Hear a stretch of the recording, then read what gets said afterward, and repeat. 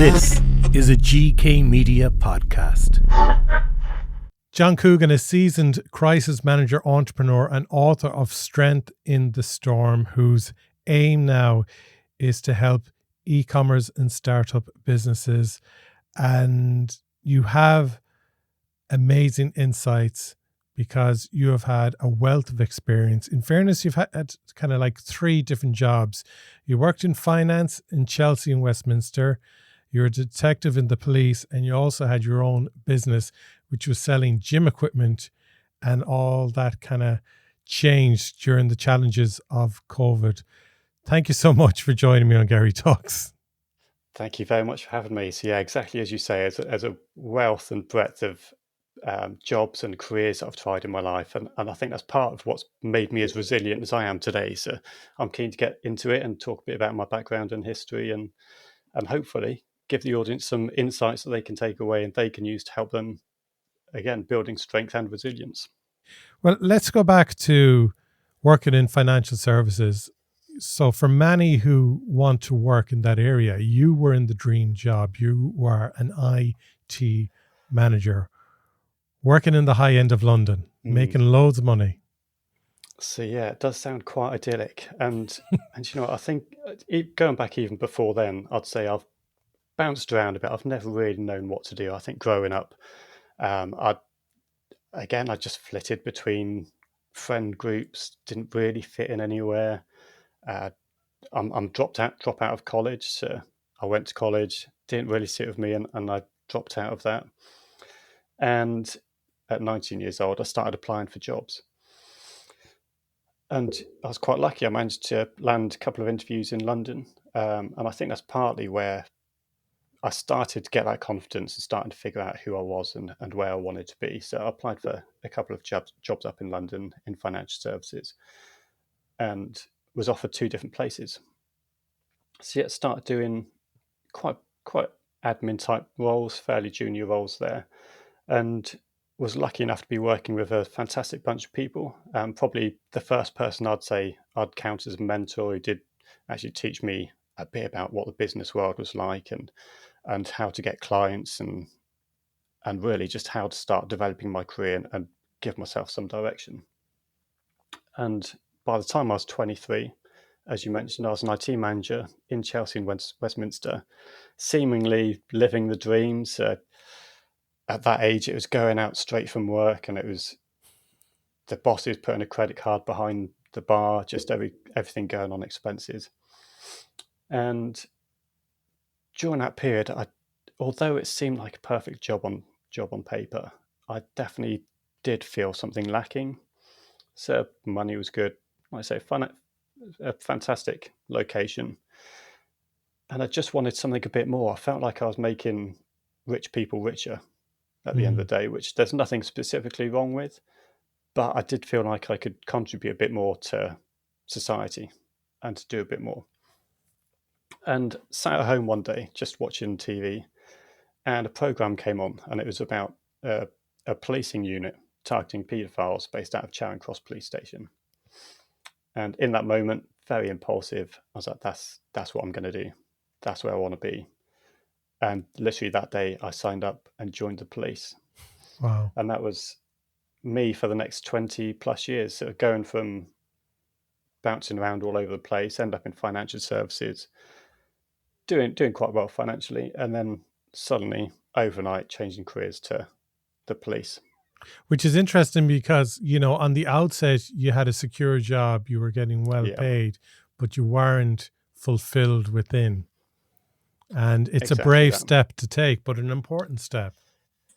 Yeah, absolutely. So it was a big decision. I think that's something, it doesn't just impact me, it impacts my partner, my family, my mum, and everyone else, because we all see on the news the kind of policing does happen in London, and can be quite a risky career.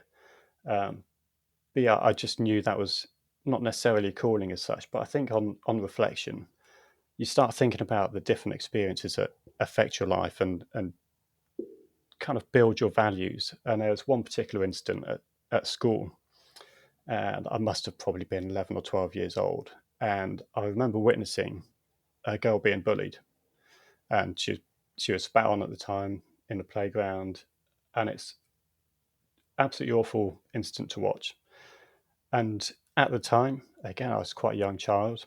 I didn't do anything about it. I watched, felt awful about it, and didn't step in, didn't say anything, just didn't want to get involved, didn't want to be the next person being bullied. And it's little things like that, which, or say little things, but just moments like that, which can affect the rest of your life. And I think that's where my desire for fairness, for equality, and for justice really kicked in. And that's something that stayed with me until, I'd say, that moment when I did sign up for the police. So you're starting from scratch again in a job, Yeah. again with no kind of, college experience or, certificates under your belt or anything like that. So was it the IT area you were leaning in towards in terms of the police services? So at that moment, I didn't really know. I just knew that the life that I had been living, of making money, of, like I say, just building wealth for others, just wasn't satisfying, and I needed to try and scratch that itch and try and see if this is what would do it for me, if this was going to fill that void.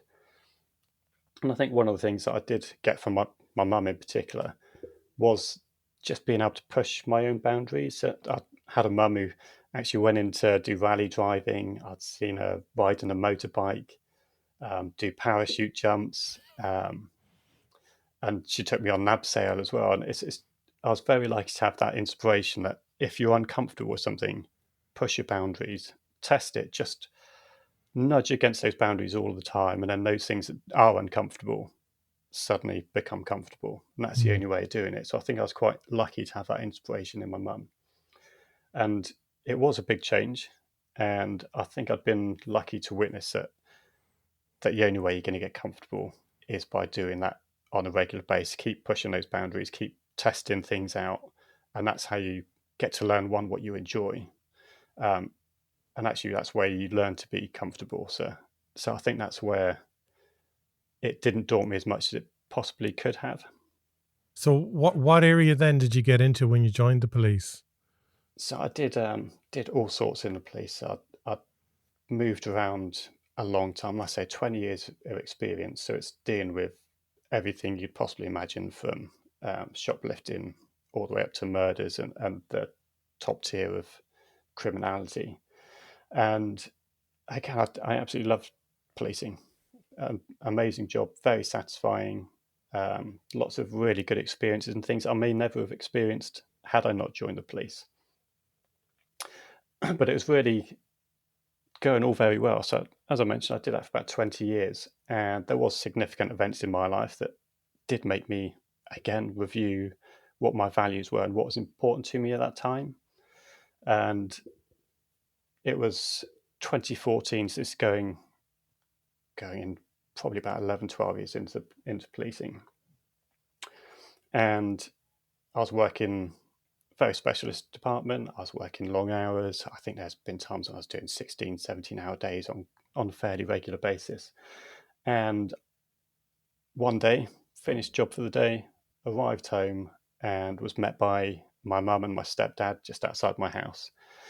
And they broke awful news that my little brother had died. He was 10 years younger than me. So this is, again, an amazing little brother. I'd seen him grow from, obviously a baby. I was 10 years old. So I had that whole experience of seeing him grow up and actually understanding him growing up as well. So we weren't that close in age that I can't remember it. I've got vivid memories of seeing him growing up. And he got to the age of 24 before he died out in Thailand. And just can recall all the moments of, vividly, the moments of being told about the fact he'd died, not ever really knowing what had happened, and just all the things that you can experience after a death, particularly if somebody's so close. And it was feelings of guilt. Should I have done anything different? Could I have done anything different? And anger. He's an amazing kid. It shouldn't be him. It should be somebody else. And then just seeing all those around me as well, not necessarily crumble, but certainly struggling with depression. My stepdad started suffering from anxiety. and it's like your whole world crumbles around you. And I certainly didn't have that guilt there. So I was working, I say, many hours, and it's just so many questions that it throws up, and they're questions that you never really get the answer to. And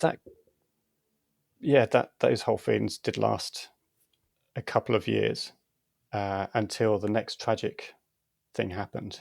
And in memory of my little brother, but my whole family decided to do a charity bike ride, which was amazing. It's going from Calais down to Nice, so it's about 800 miles on bike.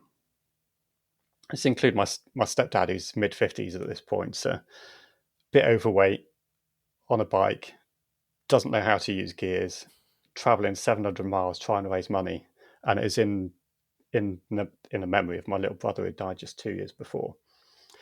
And that was the first time, really, I think, since my little brother's death, that you could see my dad start to come alive again. He had lots of family around him, had friends of my little brother, all doing this bike ride together.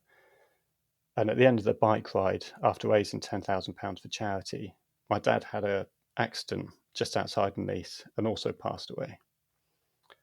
And it's just that whole compounding of tragedies in such a short space of time. And it does bring all those feelings back up again. I mentioned I've been in the police, and it's like, well, if I was there, could I have done anything? Could I have done CPR? Could I have done emergency life saving and done something to prevent what's happening?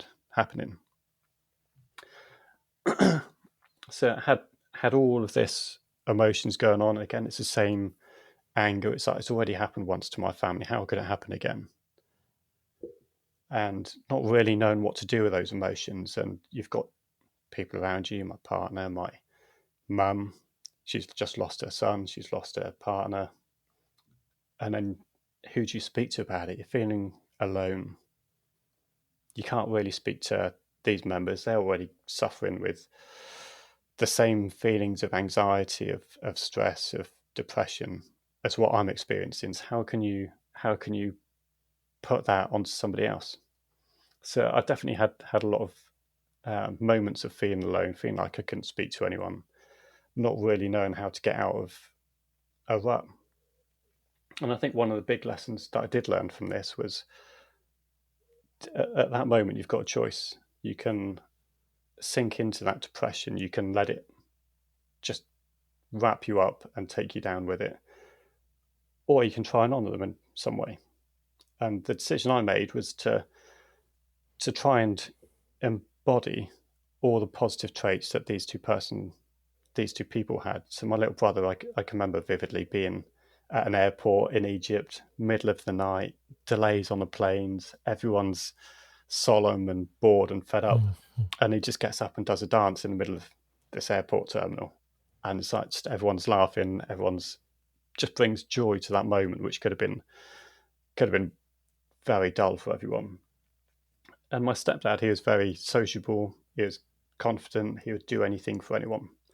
And I consciously made the decision, the best way to honour these people is try and take the best parts of their character and take that into my own life and bring that forward and try and embolden helping everyone.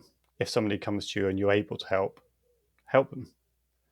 And that's what I decided to do. So, and that definitely did start changing my outlook on life. It started changing my outlook on business, on leadership, and just having to manage a team and going through all of these personal difficulties. It's making decisions about how you're going to communicate with the team.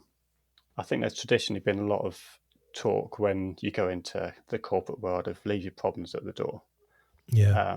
You're a leader, man up, all those kind of comments that have been said for years in leadership. But I found very much that actually showing that vulnerability helps build those connections with your employees, whether they're peers, if you're their line manager, just showing some vulnerability, understanding what people are going through. I think that everyone does have their own problems.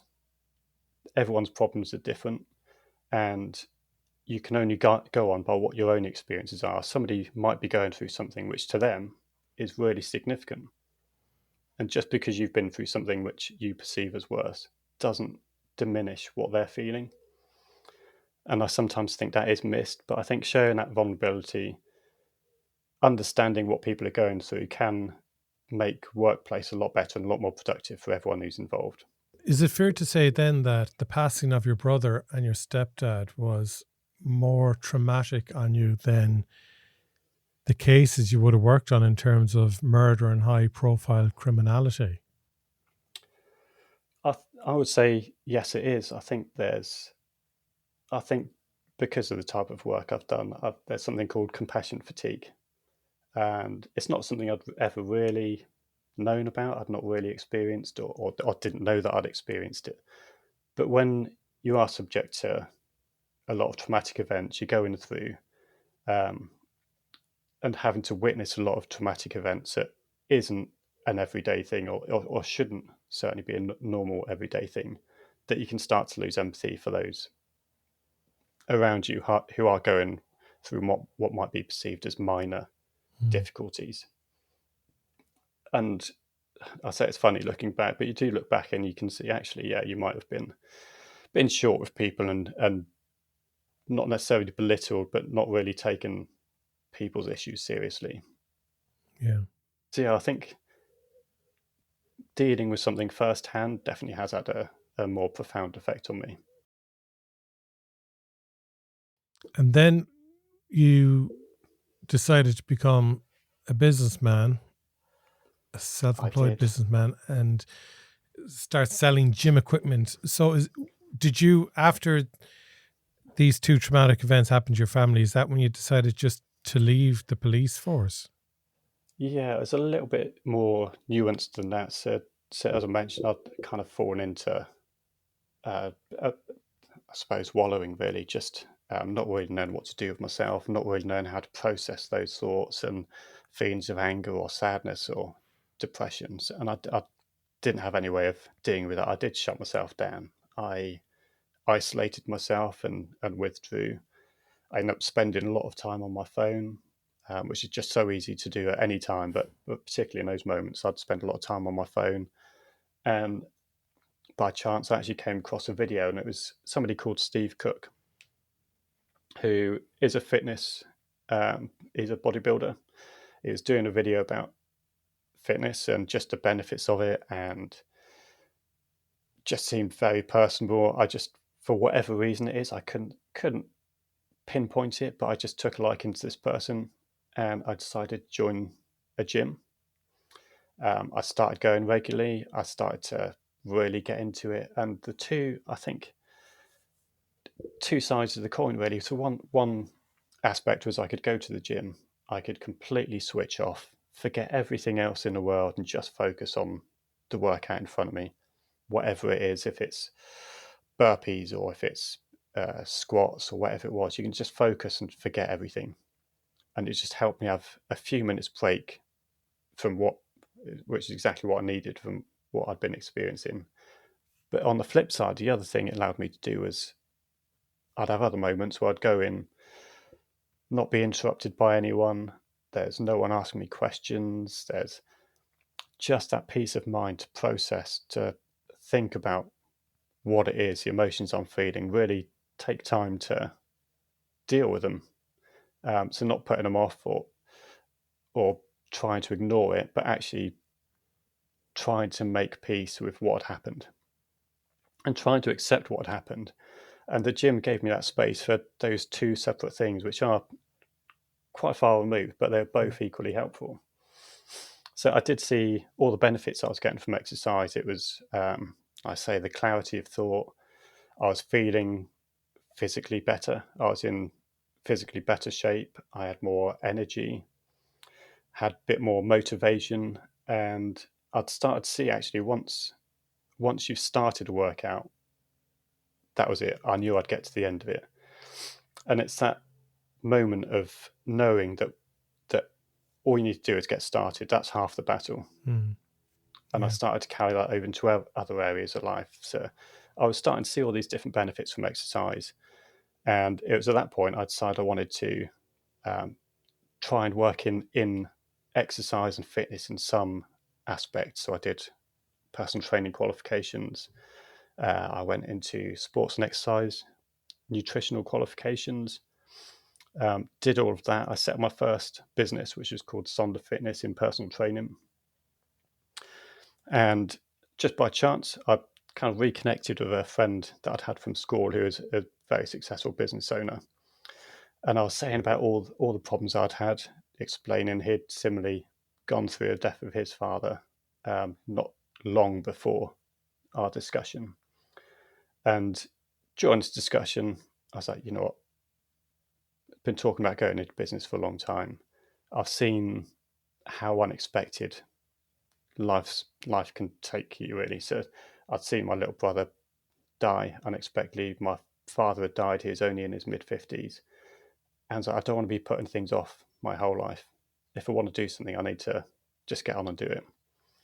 And that's when I decided to start a business, try and start taking a bit more control. I wanted to have a bit more family time, wanted to have just a bit more of an input as to where my life was going. So rather being dragged through life, I wanted to be the one who's actually choosing the direction of it.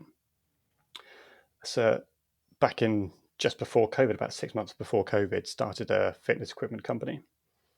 Again, it's a completely new experience for me. I've been employed for 20 years by this point. So I've been employed for about 20 years and had to do everything from scratch. And it's quite intimidating having to register a business, set up for that, doing all the trademarks, getting an e-commerce website set up, and literally did everything from scratch, and all was going really successfully. So that was fantastic business. It was perfect timing, really, I think, in terms of how visible fitness was in society.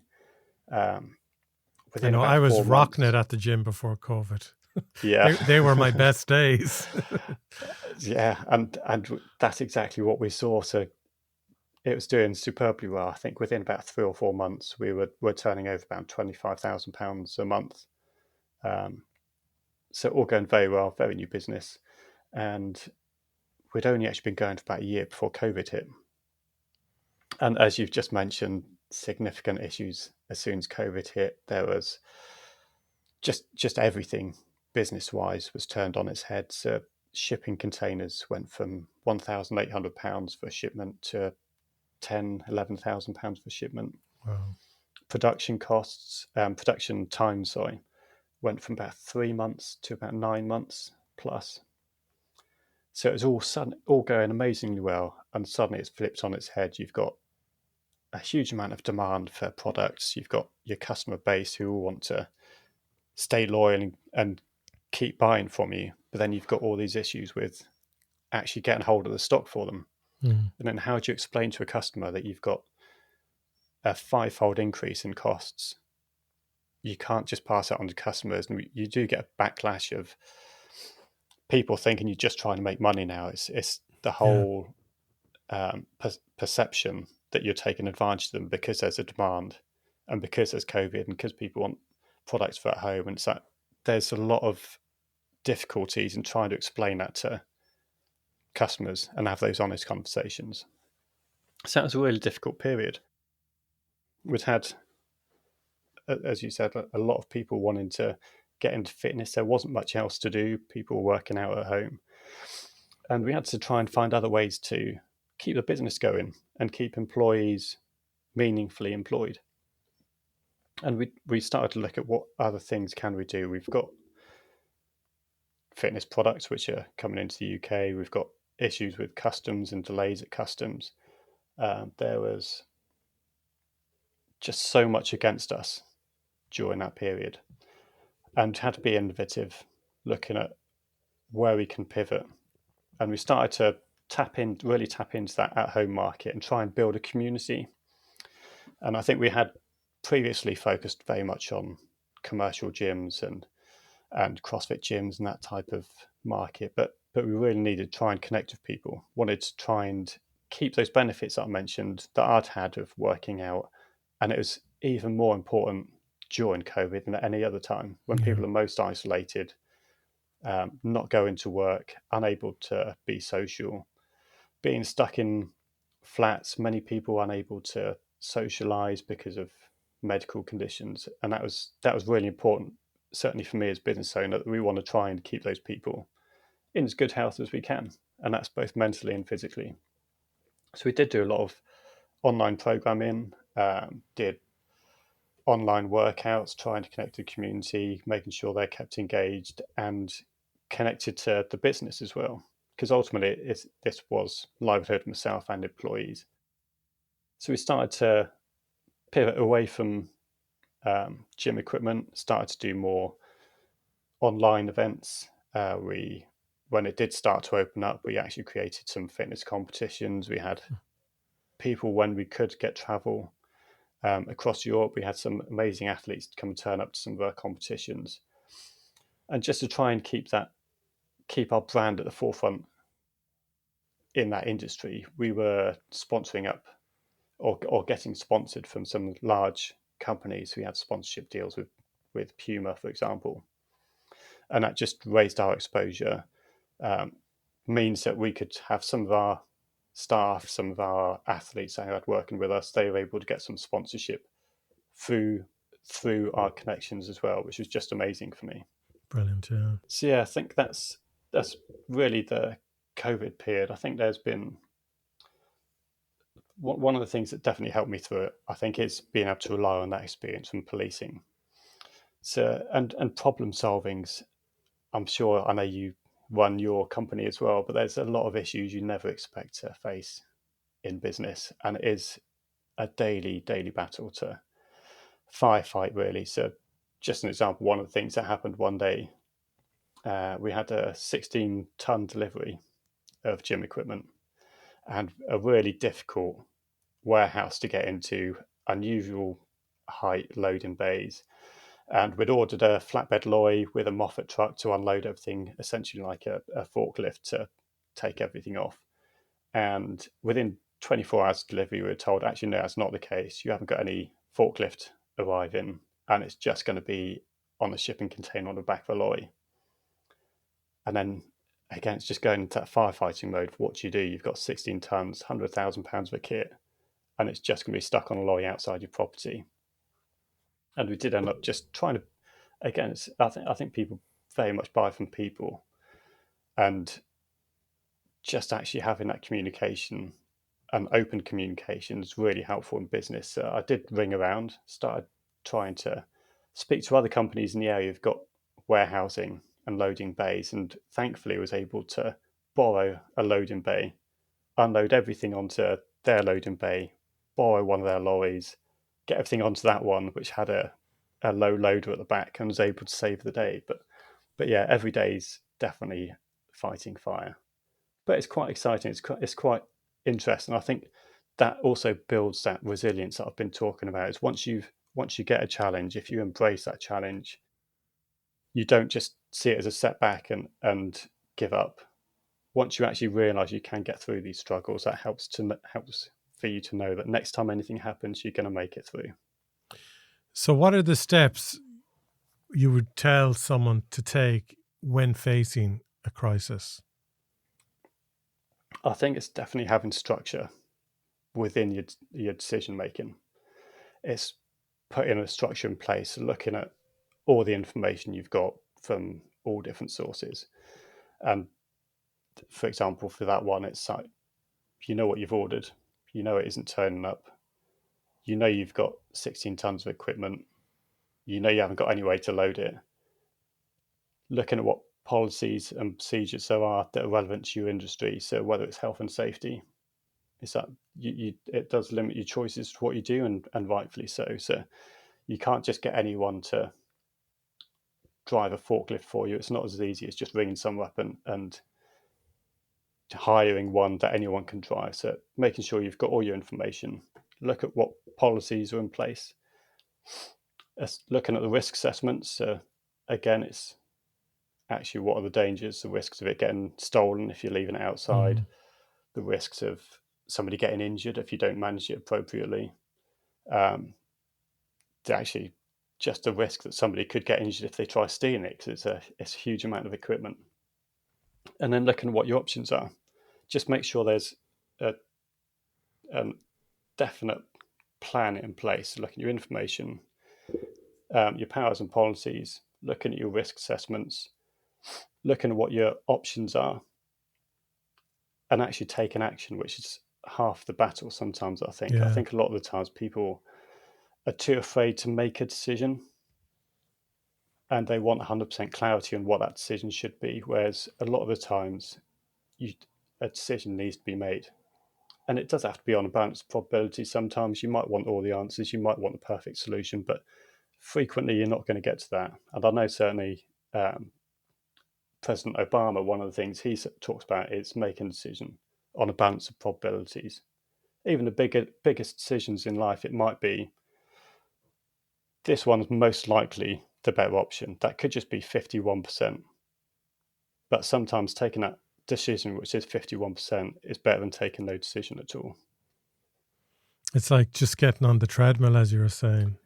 Yeah, exactly that. So yeah, and I do see it the same. Sometimes the most difficult thing to do is to get started, and that's whether it's to get started, just putting your application in to start a business, registering it with Companies House. That could be the most difficult decision, but you can't do anything until you've got that done. And it's similarly with making decisions. Sometimes you just need to make a decision and then you run with it. If you need to review and change the course after you've made that decision, that might well be the case, but you can't do anything until you've started. Based on your journey, Jon, like how would you describe yourself as a person now? Who is Jon Coogan? I think I'm very driven. I'm very, it's a very good question. It's something I've actually been thinking about a lot recently, thinking about values and beliefs and what's important to me. And some of the things that do come up is a little bit about what we've talked about, and it's actually having respect and empathy for other people's positions and respect for other people's values. And I'll touch on that again in a second. And going back to the person who was bullied at school, I think my top three values really is empathy, justice, and kindness. That's all born out of experience that I've had. So the justice, seeing somebody bullied, somebody, and understanding how that could affect that person for the rest of their life. And I do often think about how they're getting on now. Are they okay now? Is it something that's stuck with them for the rest of their life? And kindness. It's one of the things that I used to see, particularly in London on the Underground, is people would commit suicide by trains. And you can see people getting angry and getting angered by this. And it's actually just try and understand that if somebody is in their right mind, they wouldn't be trying to commit suicide in the first place. You've got to be in an awful place to be in that position. So kindness absolutely comes top for me. And that extends through all areas of life. I think with shop workers, with somebody go to Cineworld and they take in your tickets, whatever it is that you're going to see, there's a place and a need for everyone in every profession. And I wouldn't want to be doing policing work if I couldn't go and have those social moments, have moments of joy, go to the cinema and experience it. So I never really understand when people look down on anyone else for any reason, really. So I think those three values are probably where I'd say that's me as a person. Having empathy, having kindness, and fairness and equality. Brilliant, brilliant. As I said, Strength in the Storm is the book, and I was talking about, helping businesses that are starting up now, or those involved in e-commerce. What can you do to help them? So I think a lot of where I can add value is certainly some of my experiences, but also connections as well. And it's knowing who to go to solve problems. I think one of the biggest things that has been a thread throughout my career and my personal life is definitely problem solving. Probably to my detriment if you ask my partner, but that's definitely one of the areas that I thrive and excel in and I really enjoy doing. And it can literally be anything from whether it's a logistic problem. You've got one of the examples I mentioned earlier is that in our business, we did grow very quickly. And it was suddenly having one person sending out orders, all being able to be done by one or two people. And then suddenly you're getting 200-300 orders in a week. And it's being able to scale at speed, being able to understand the different processes within business, whether that is in finance, which I've got quite extensive experience in now, whether it's the logistics side and managing the back end systems to ensure that you can process all those orders. I've worked with all the advertisements, social media promotions, and I've got some of those experience myself, but I've also got incredible contacts, incredible links to public relations, into marketing and advertising, like I say, into the finance side of it, and just trying to make sure that all those processes are set up correctly and effectively. And I think it really is where I excel in terms of problem solving. Excellent. So if people want to get more information, Jon, where can they go? So there's my website, which is joncoogan.com. There's quite a lot of information on there. So I do a personal blog, which has got tips and actionable insights for mindset or for business, and whether that's for around SEO type improvements or search engine marketing strategies. So I've got those kind of tips on my blog. I do also have a free ebook as well, which is for people who are wanting to start a business, and it can guide you through literally from inception, from your idea to the market research to ensure that your idea is viable in the first place. And that's completely free, and that's from inception right up to getting your first sales. So that's one good resource. There's also my book, which you've mentioned, is coming out, and that is all around resilience and embracing change, and hopefully a lot of lessons that we wouldn't have discussed here, but that's going to touch on a lot of those emotions and how to deal effectively with those emotions to build you into a more resilient person. Excellent. So that's joncoogan.com, and that's Jon without the H, Jon. That's it, Jon Coogan.com. Jon, thank you so much for joining me today on Garry Talks. That's great. Thank you for having me.